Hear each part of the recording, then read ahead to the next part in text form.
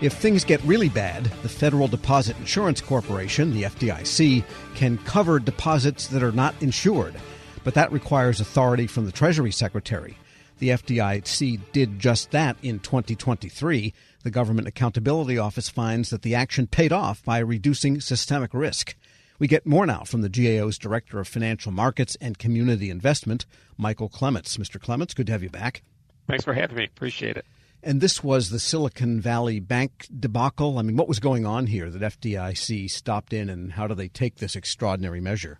You had two banks fail over a weekend. As you mentioned, Silicon Valley Bank failed on March 10th, and then shortly thereafter on March 12th, Signature Bank failed.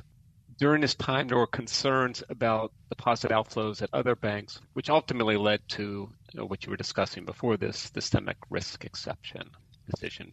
Right. So if a given bank fails because it's a crummy bank, but every other bank in the area is fine, then the FDIC can only cover the deposits that are insured by FDIC under normal circumstances. What made this situation abnormal?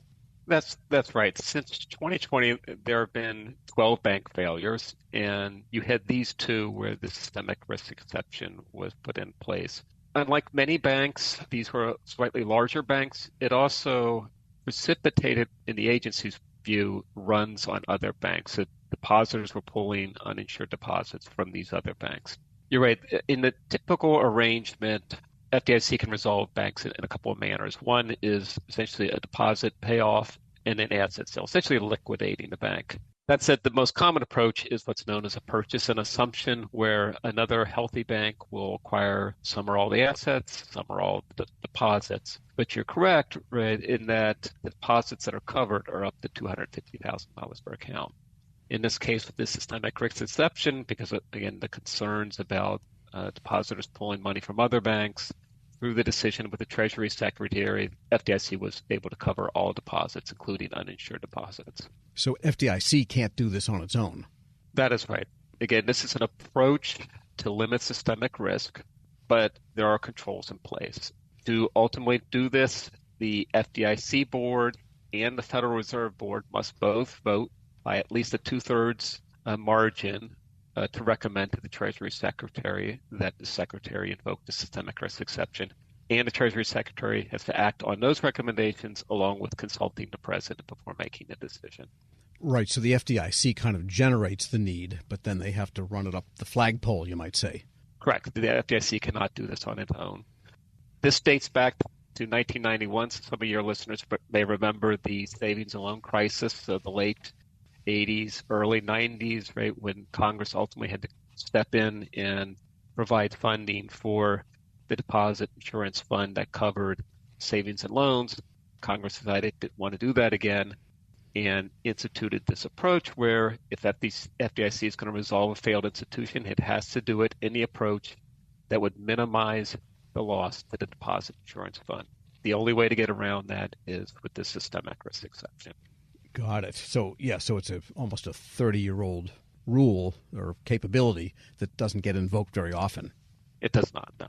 We're speaking with Michael Clements. He's Director of Financial Markets and Community Investment at the Government Accountability Office. How often does it happen? I mean, it happened, they got the authority for these situations in 91.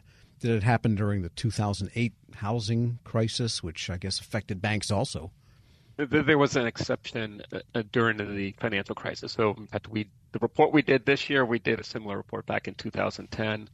And then, again, it didn't happen until we got to Silicon Valley Bank and Signature Bank here in March of 2023. Right. And normally FDIC covers up to $250,000 in cash deposits. Uninsured means the bank was not an FDIC bank, or does that mean that it was FDIC, but the agency will cover, or the government will cover, more than $250,000? These were accounts in FDIC-insured institutions. Both as Silicon Valley Bank and Signature Bank were FDIC-insured institutions. It's simply that the dollar amounts of the account exceeded that. In many cases, these are businesses, right? Businesses have revenues come in, expenses go out. They're likely to carry, a business of any size is likely to carry an account greater than $250,000, for example, to meet payroll or pay its vendors.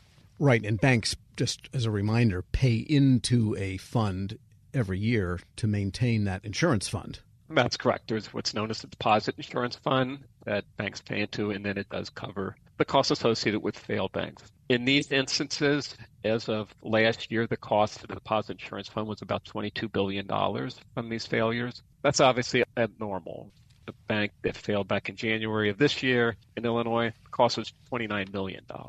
But ultimately, invoking that systemic risk exception meant that other depository institutions were going to have to make up that $22 billion. Right, so the taxpayers then, in theory, are off the hook.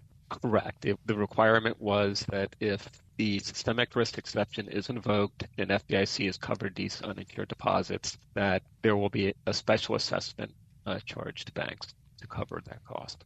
And just again to clarify, if Silicon Valley Bank had not been a systemic risk, people would have lost their deposits above that $250,000 level. They would have lost some portion of that. That is correct. And that was initially what was taking place. The Federal Deposit Insurance Corporation initially set up an arrangement known as Deposit Insurance National Bank.